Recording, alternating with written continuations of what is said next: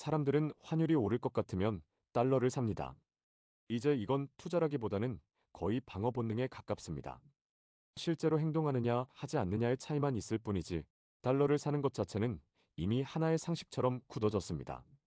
하지만 환율이 언제나 무한정한 방향으로만 움직이지는 않기 때문에 달러를 보유한 사람도 언젠가는 차익을 실현해야 할 순간이 옵니다. 이건 마치 비가 올 걸 알고 우산을 미리 챙겼다가 비가 그치면 우산을 접는 것과 같습니다. 그럼 여기서 질문을 하나 바꿔보겠습니다. 반대로 원화 가치가 올라갈 것 같다면 우리는 무엇을 해야 할까요? 대부분은 답이 바로 나오지 않습니다. 우리는 이미 원화를 일상적으로 쓰고 있고 지갑에도 통장에도 월급도 전부 원화이기 때문입니다. 우리에게 원화는 마치 공기와 같습니다. 너무 당연해서 투자 대상으로 인식조차 되지 않는 거죠. 그래서 대부분의 사람들은 원화가 강해지는 국면에서 내가 할 수 있는 행동 자체를 떠올리지 못합니다. 원화가 달러 대비 강해질 때 원화에 투자할 수 있는 방법 중 하나는 달러 선물인 버스 ETF를 매수하는 것입니다. 이름이 길고 복잡해 보이지만 원리는 단순합니다. 싱가포르 거래소에는 KRW, USD 퓨처, 즉 통화 선물이 상장되어 있습니다. 일반적으로 우리가 보는 달러원 환율은 달러 대비 원화의 가치를 나타내기 때문에 값이 내려가야 원화가 강해지는 구조입니다. 반면에 통화 선물은 원화 대비 달러의 가치를 따지는 상품이기 때문에 값이 올라야 원화가 강세로 가는 구조입니다. 그래서 간단히 말하면 환율 차트와 통화 선물 차트는 서로 반대로 움직인다고 보면 되죠. 지금 보는 것처럼 달러원 환율 차트와 싱가포르 거래소에 상장된 통화 선물 차트는 서로 반대 방향으로 움직입니다.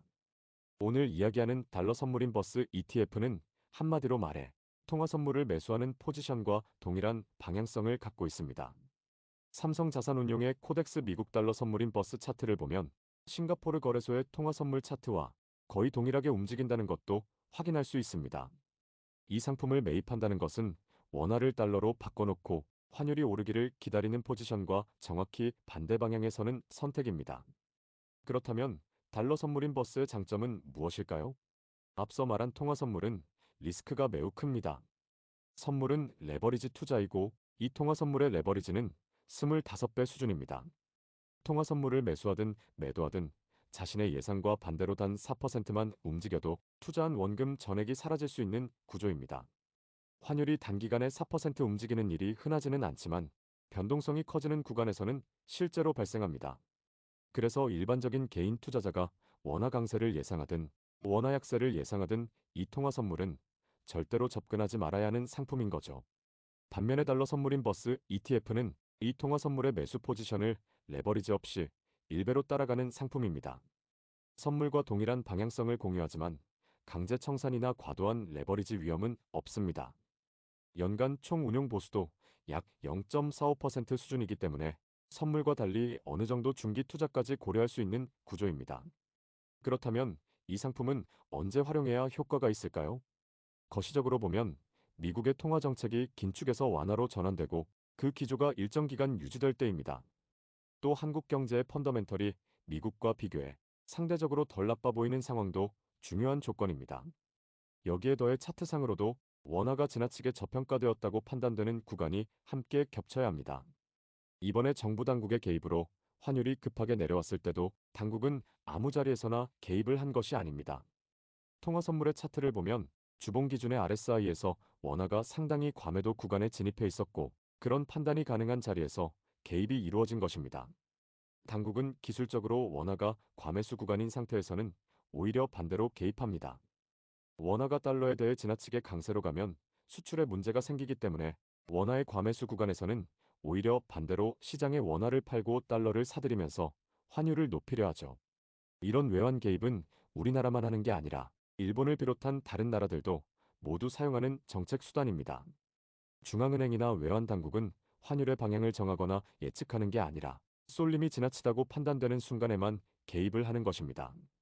저 역시 이번 환율 사태에서 달러 선물인 버스를 매수하기 위해 항상 환율의 움직임과 통화 선물의 가격 차트를 함께 확인해 왔습니다. 저는 매수 타이밍을 훨씬 보수적으로 생각해서 통화 선물 차트가 일본 기준으로 볼린저 밴드 하단을 터치하거나 아예 이탈하는 구간을 기다리고 있었습니다. 그렇게 되면 주봉 RSI가 30 아래로 확실히 내려가는 원화의 극단적인 저평가 구간이 되고 그 자리가 환율로는 1,500원을 넘어서는 수준이었죠. 결국 이번에는 당국의 개입으로 달러 선물인 버스를 매수하지 못했습니다.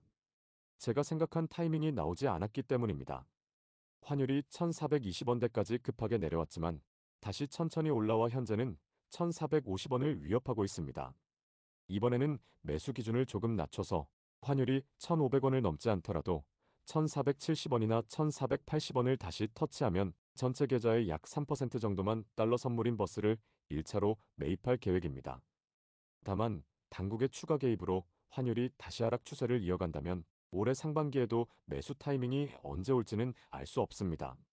이 상품은 짧게 보면 약 5%, 아주 길게 봐도 10% 이상의 수익을 기대하기는 어렵습니다. 환율은 구조상 장기적으로는 우상향하는 메커니즘을 갖고 있기 때문에 달러 선물인 버스의 장기 투자는 애초에 불가능한 상품입니다. 그래서 이 상품의 포지션은 언제나 포트폴리오의 주연이 아니라 조연이어야 합니다. 마지막으로 정리하겠습니다. 원화에 투자한다는 것은 애국심의 문제가 아닙니다. 환율 투자는 미래를 맞히는 점쟁이 게임도 아니죠. 원화가 상대적으로 너무 비싸졌을 때는 피하고 너무 싸졌을 때는 이걸로 내가 무엇을 할 수 있을지를 차분히 고민하는 대응의 영역입니다.